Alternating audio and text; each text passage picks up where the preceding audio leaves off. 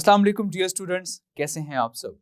My name is Rayan Malik and I am here to teach you physics class 9th. Today we are going to start our second topic of this chapter, which is physical quantities. So let's start our lecture. In our daily life, we measure many things. For example, the length of the wall and the length of anything. Similarly, like area, you can measure the volume, you can measure time, and you can also measure the mass. So हम बहुत सी quantities को हम measure किया करते हैं. Now the interesting thing is कि physics का ताल्लुक सिर्फ इन quantities के साथ नहीं है, physics का ताल्लुक हमारी life के साथ भी है. So हर वो quantity जिसको आप measure कर सकते हैं, उन्हें आप कहते हैं physical quantities. So all the measurable quantities are called physical quantities. For example, mass, length, time, etc. So जब भी हम कोई quantity measure करते हैं, there are the two characteristics of a measurement. Let's suppose कि मैंने एक बच्चे की height measure की, तो मैंने कहा कि इसकी height है 104 सेंटीमीटर. अब यहां पर ये जो 104 है, ये है इसका numerical part which is the magnitude, और जो सेंटीमीटर है ये है इसका unit. So every measurable quantities has true characteristics. The first one is the numerical part which is the magnitude and the second one is the unit. तो अगर आप सिर्फ न्यूमेरिकल पार्ट की बात कर रहे होंगे तो कभी भी वो क्वांटिटी या वो टर्म क्लियर नहीं होगी. फॉर एग्जाम्पल, अगर मैं कहता हूं कि इस बच्चे की हाइट 104 है, सो 104 कितनी? 104 सेंटीमीटर, 104 किलोमीटर या 104 मीटर, सो कितनी हाइट है? सो हमें यूनिट भी साथ जरूर मेंशन करना होता है. इसी तरह से अगर मैं बात करूं कि इसकी हाइट सेंटीमीटर है, तो अगर मैं सिर्फ यूनिट की बात कर रहा हूँ और मैग्नीट्यूड नहीं बता रहा, तो तब भी कोई चीज क्लियर नहीं हो रही. या फिर इस तरह से अगर मैं बात करूं कि मुझे 5 शुगर दे दें, तो 5 sugar what? 5 grains of sugar और 5 पैकेट्स ऑफ शुगर. सो यहां पर अगेन ये बात क्लियर नहीं हो रही. अब अगर मैं ये कहता हूं कि मुझे 5 किलोग्राम शुगर चाहिए, सो दैट मेक सेंस कि ये बात क्लियर हो रही है. तो जब भी हम किसी फिजिकल क्वांटिटी की बात करते हैं तो हमेशा हम उसकी ट्रू कैरेक्टरिस्टिक्स जरूर मेंशन करते हैं. The first one is the magnitude and the second one is the unit. अब वो तमाम क्वांटिटीज जिनको आप मेजर कर सकते हैं उन्हें आप कहते हैं फिजिकल क्वांटिटीज. लेकिन फर्दर इन फिजिकल क्वांटिटीज को भी डिवाइड कर दिया गया 2 मेन डिसिप्लिन्स में, and they are base quantity and derived quantity. So what are base quantities?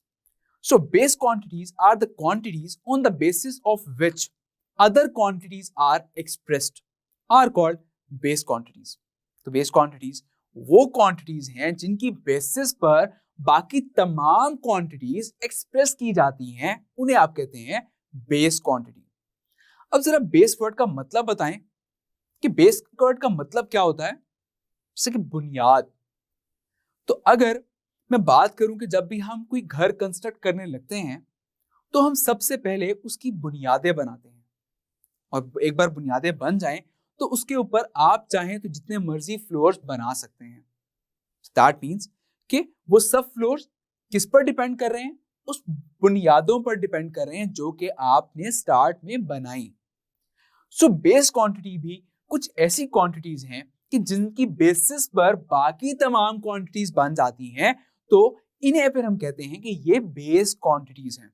And there are total 7 base quantities, और इन 7 बेस क्वांटिटीज के आपको नेम याद होनी चाहिए. And these 7 base quantities are length, mass, time, electric current, temperature, intensity of light, and amount of substance. So these are the 7 base quantities. इनके names आपको finger tips पर होने चाहिए. ये आपसे बोर्ड में एज एन MCQ भी पूछा जा सकता है that how many are base quantities? So there are total 7. और आपसे ये पूछा जाएगा is mass the base quantity? So yes, of course, mass is the base quantity. So इस तरह से आपको ये 7 base quantities के नेम याद होने चाहिए. So now let's talk about derived quantity. So derived quantities are the quantities that are expressed in terms of base quantities are called derived quantities. तो derived quantities वो quantities हैं जो कि base quantity की terms में express की जाएं, उन्हें आप कहते हैं derived quantities. For example, area, speed, volume, force, pressure, energy. तो ये सब क्या है कि वो quantities हैं जो कि base quantity की terms में express की जाती हैं, तो इन्हें आप कहते हैं derived quantities. अब यहां पर आपको ये कंसेप्ट क्लियर नहीं हो रहा होगा कि ड्राइव क्वांटिटी को हम बेस क्वांटिटी के टर्म में किस तरह से एक्सप्रेस कर रहे हैं. ये कंसेप्ट आपको क्लियर हो जाएगा फर्दर जब हम यूनिट्स को डिस्कस करेंगे. अब यहां पर हम बात करते हैं नेक्स्ट टॉपिक की, which is the international system of units. As we discussed कि जितनी भी मेजरेबल क्वांटिटीज हैं उन्हें आप कहते हैं फिजिकल क्वांटिटीज. अब मेजरमेंट एक सिंपली काउंटिंग नहीं है कि आपने कोई चीज गिन कर आप दे दें, तो ये सिंपली काउंटिंग नहीं है. फॉर एग्जाम्पल, अगर आपसे मैं ये कहूं कि मुझे 2 किलोग्राम मिल्क चाहिए, तो क्या आप मुझे मिल्क गिन कर देंगे, काउंट करके देंगे? Of course not. तो जब इन क्वांटिटीज को हम मेजर कर रहे होते हैं तो उसके लिए आपको स्टैंडर्ड नोन मैसेज भी रिक्वायर्ड होते हैं कि जिनकी वैल्यूज आपको पहले से मालूम हो. तो उन मैसेज के थ्रू आप मेजर करके बता सकते हैं कि एक जो भी क्वांटिटी आप मेजर कर रहे हैं उसका वेट क्या है. अब यहां पर हम बात करते हैं यूनिट की, कि जब भी हम कोई चीज मेजर कर रहे होते हैं तो उसका यूनिट जो है that is the most important thing. What is a unit? So we can define it as that once a standard is set for a quantity, then it can be expressed in terms of that standard quantity is called unit. So अगर आप एक बार एक standard set कर दें कि मैंने ये quantity इसमें मेजर करनी है, तो फिर उस स्टैंडर्ड क्वांटिटी को कहा जाता है यूनिट. जैसा कि अगर मैं एक स्टैंडर्ड सेट कर दूं कि मैंने मास किलोग्राम में मेजर करना है, तो उस किलोग्राम को कहा जाएगा यूनिट. अगर मैं स्टैंडर्ड सेट कर दूं कि मैंने टाइम्स सेकंड में मेजर करना है, तो फिर इस सेकंड को कहा जाएगा कि ये टाइम का यूनिट है. So with the development in the field of science, there is a lot of communication gap between the countries. For example, अगर मैं ये कहूं कि मुझे 5 किलोग्राम पेट्रोल चाहिए, तो क्या दूसरे कंट्री को मेरी ये बात समझ आ जाएगी? Of course not, because liquid को तो आप हमेशा लीटर्स में मेजर किया करते हैं. तो अगर मैं ये कहता कि मुझे 5 लीटर्स पेट्रोल चाहिए, तो ऑफ कोर्स उनको मेरी ये बात समझ आ जानी थी. लेकिन मैंने कहा कि मुझे 5 किलोग्राम पेट्रोल चाहिए, जो कि गलत है, तो उनको मेरी ये बात समझ नहीं आई. So that is a communication gap between the two countries. और इस कम्युनिकेशन गैप को रिजॉल्व करने के लिए फिर 1960 में एक कॉन्फ्रेंस बुलाई गई, and that is in 11th general conference on weight and measure held in Paris in 1960, adopted a worldwide system of measurement called International System of Units, which are referred as SI unit.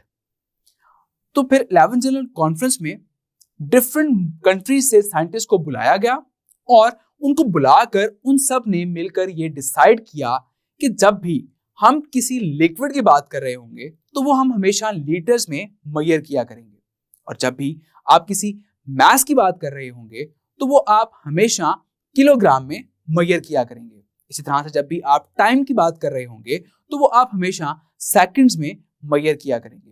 तो इस तरह से उन्होंने different quantities के units वहां पर decide कर लिए. These are called the system international units.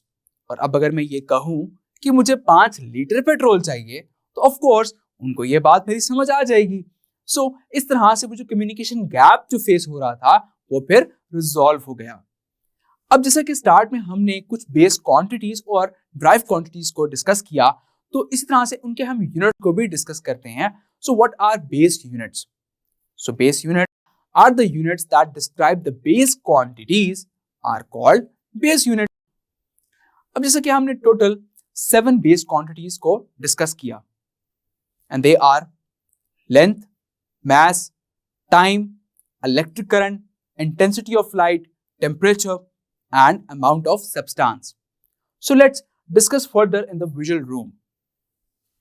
So the units of the 7 base quantities are as follows. Length का सिंबल होता है L और उसका यूनिट होता है मीटर, जिसको आप रिप्रेजेंट करते हैं M से, और मास का सिंबल होता है M और इसका यूनिट होता है किलोग्राम, जिसको आप रिप्रेजेंट करते हैं kg से, और टाइम का सिंबल होता है T, इसका यूनिट होता है सेकंड, जिसको आप S से रिप्रेजेंट करते हैं। और इसी तरह से इलेक्ट्रिक करंट का सिंबल है I, इसका यूनिट है एम्पेयर, जिसको आप कैपिटल A से रिप्रेजेंट करते हैं। और इसी तरह से इंटेंसिटी ऑफ लाइट को आप L से रिप्रेजेंट करते हैं और इसका यूनिट है कैंडेला, जिसको आप CD से रिप्रेजेंट करते हैं। और इसके बाद टेम्परेचर का सिंबल है कैपिटल T, इसका यूनिट है केल्विन, जिसको आप K से रिप्रेजेंट करते हैं।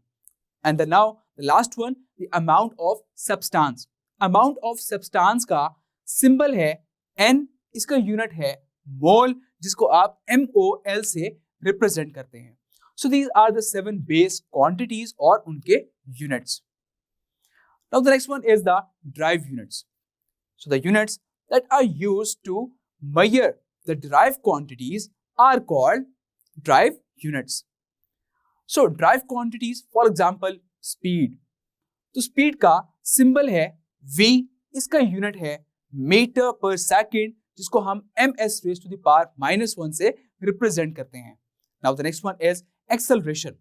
Acceleration का symbol है A, इसका unit है मीटर पर सेकेंड स्क्वायर, जिसको आप ms raised to the power -2 से रिप्रेजेंट करते हैं। और the next one is volume, जिसका सिंबल है V, इसका यूनिट है क्यूबिक मीटर, जिसको आप m raised to the power cube से रिप्रेजेंट करते हैं। और the next one is the force का सिंबल है F, इसका यूनिट है न्यूटन, जिसको आप कैपिटल N से रिप्रेजेंट करते हैं, and that is equals to kilogram metre per second square.